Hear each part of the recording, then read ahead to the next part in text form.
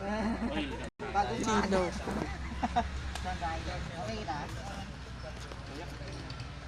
Kodyo. Pero kamusta naman po yung kabuhayan niyo? Simula nang nag-reopen yung Boracay, compared noon sa ngayon, ano yung pagkakaiba ng pang kabuhayan niyo bilang porter? Ang pagkakaiba nung time na magsara ang Boracay, talagang halos wala kaming mabuhat nung time na yon.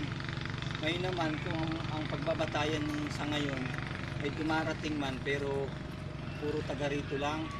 Tapos may dumarating man na bisita, hindi rin namin makuha yung bagahe. So ang ginagawa namin, yun ang nakakarada ng galing sa kabila. Nagtyagaan para mabuhat namin yung tuwing umaga.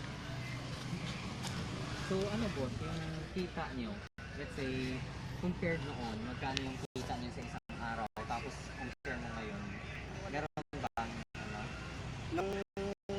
Nung noon, meron. Kung sa meron. Sa ngayon talagang may kampang Nagka-live na ganyan ba? 200, minsan mababa pa din talagang wala na talaga. Isang araw. Isang araw. Rotation pa kami. Yung mga tao namin, dahil hindi naman ang grupo kasi kami, hindi pwedeng araw-araw na nandito kami lahat sa port. So ang ginawa ko, hinati namin yung tao. Bilang grupo, bukas kanila, bukas amin. So official naman ako, pwede rin akong araw-araw. Noon po, magkano yung kinikita? Yung bracket lang, isang araw, nung Isang normal araw. yung operation ng tulog. Depende rin naman kasi sir, dahil yung may tip naman kaming nakukuha sa bisita. Siguro 700 ganyan. May mga tip ka na doon or ano, mababa din doon sa 700 sa araw-araw. Dahil siyempre may mga tip ba eh. Ngayon, Ano po kayo ngayon? Ilang taon na kayo? halos 17 years na, 17. So far, ito yung pinaka-challenging. Ito talaga yung tinamaan talaga ng pandemic na halos talagang magkataga na. Sa awa ng Diyos, kung talagang sana mayroon na, may dumating na dahil talagang hirap na rin kami sa pang-araw-araw na buhay.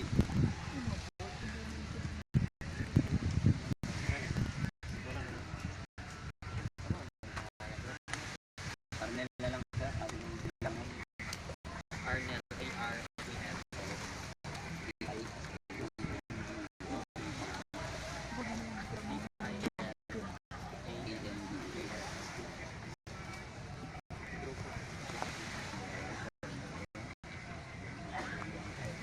Di wala mo.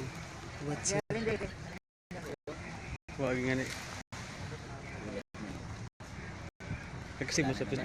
Wala na naman kargada. Hintayin na naman kami ng pandagong bangka. Kung may mabubuhat kami, salamat. Kung wala, ito. Ginagawa namin.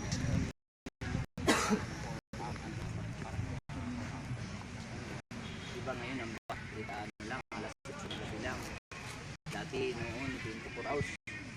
Ngayon, minsan, gawin na kami alas 6. Yung iba, may maiiwan dito, 2 tao.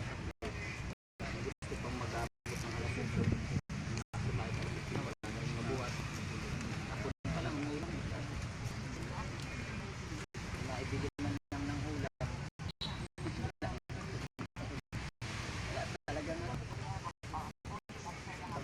Wag ni Diyos Cardo. Cardo ako.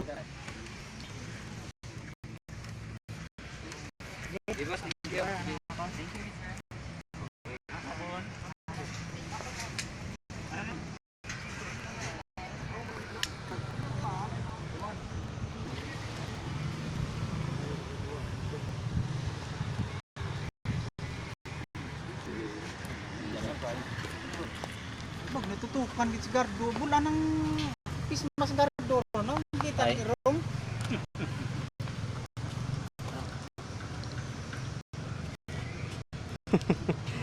Nagka-live ito